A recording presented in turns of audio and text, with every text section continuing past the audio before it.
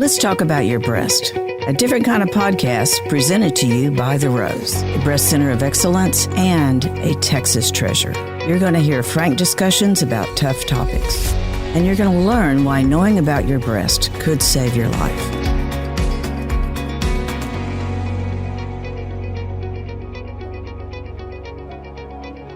Who do you want to be at the end of this year?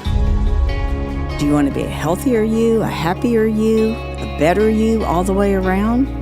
You know, those are the questions I ask myself every January when I sit down to write my goals.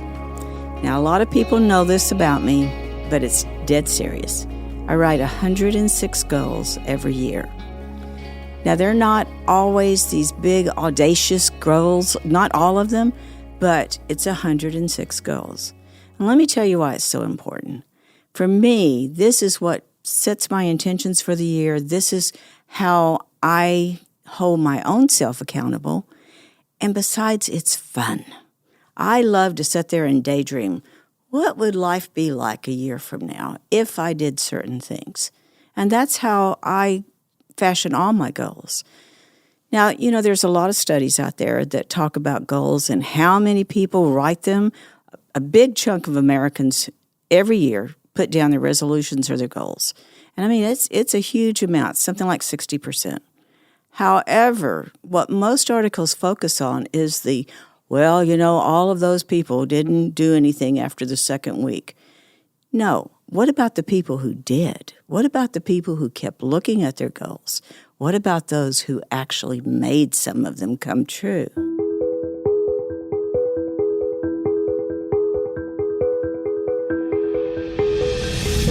For me, I write work goals, I write personal goals.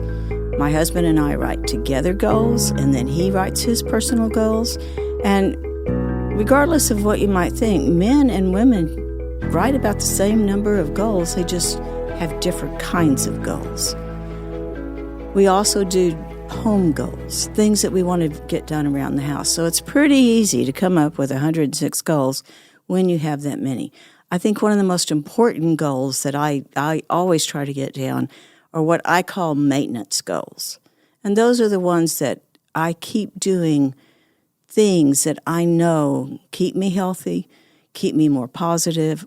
For instance, I continue to walk every day, 5 days a week is one of my goals. Have I always done that? Pretty much. Do I want to keep doing it? Absolutely. But I just always note those goals. The other part of it is like I want to stay in touch with friends. I want to make that extra effort to stay in touch with them and family. So let me tell you some other things I've learned about goals. Everything has to do with how you write them. Did you hear that? Write them. You have to write them down. Yes, you can do it on your computer, but do you know your brain is more engaged when you actually write it down, when you're actually using pen and pencil and paper and writing it down? So when you're writing your goals, you want to be very aware of the words you use. For instance, if you use words like I want, I need, or I will, those words will guarantee that you're going to keep wanting, you're going to keep needing, or you're going to someday, maybe, get it done. The better words to use, keep it in the present tense, keep it positive, are words like I have, I am, I explore. That's my favorite. If I have something new I really want to try out, then I just put I explore XYZ. Doesn't mean I have to get it done, but just getting the idea in my head that I could explore it is a whole way of approaching new ideas and new projects. Another one is I enjoy. And those are the words I use when I really want to be sure that I'm putting a lot of play into my life. Too many times we have too much work and not enough play. So as you're writing these goals, I want you to also think about how you state them. Almost everybody I know, or at least most of my female friends, are saying, I want to lose weight. I want to drop 10 pounds. I want to weigh what I did in my 20s. Well, hear the wanna. You know, instead of saying, I want to lose 10 pounds, say, I am the perfect weight, or my clothes fit me perfectly. Now your body will adjust and start to make those adjustments inside you that really keep you at a certain weight. Guarantee this. I have not changed my weight in the last 15 years. Yes, it may be a little more than I want, but it's not changing. That's a good thing. I think the other thing that we have to remember about goals is they do work. There's lots of studies out there that show that the people that write their goals down, the people that make goals every year, the people that stretch themselves beyond are most likely the ones that will succeed in reaching those goals.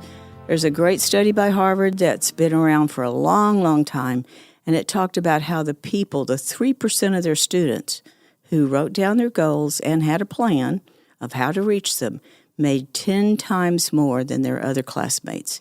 10 times. I think another part, when you think about making money or you want more money, put that again in that positive way. I am wealthy. I am wealthy in health. I am wealthy financially. I am wealthy in friends. Wealth has many, many meanings. And I think we need to go ahead and stretch and write down what you feel wealthy in. I'm wealthy in my spiritual life. I love that one, and I have a strong spiritual life. Another one that I keep on my list every year is I read 4 to 5 books every month. Yes, every month. I use Audible. I always have it on. I'm always learning something new. And I just think those kind of goals are important for us. Again, they're not all work. They have a lot to do with our well-being. And that's one of the focuses that I hope Let's Talk About Your Breasts stays on this year. Well-being is so important. When you have that sense of well-being, a sense of all is well.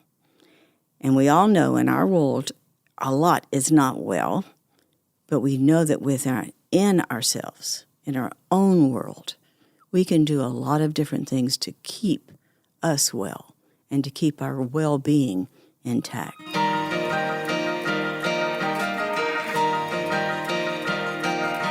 So here's another thing I do, and I've been amazed at how many of my employees will write these goals. I send out a challenge to them every January and say, go ahead, write your goals. Doesn't matter if you do 10 or 106. Doesn't matter. Just write them down, put them in an envelope, seal it up, put your name on the outside, and give them to me, and I'll put them in my special place, and I'll save them until the next January. There is nothing like what happens when my employees are opening up their last year's goals, and they go, oh, well, I got 8 out of 10. Wow, I didn't even know I had that on my list. That's a big one. And it's just wonderful to see that, and they keep doing it year after year. I finally broke down and challenged some of my professional colleagues with this, and I cannot tell you how poo-pooed it was in the beginning. And now they're calling me and saying, oh, guess what? I got this many goals done this year. And I'm going, good for you. It won't happen if you don't write them down.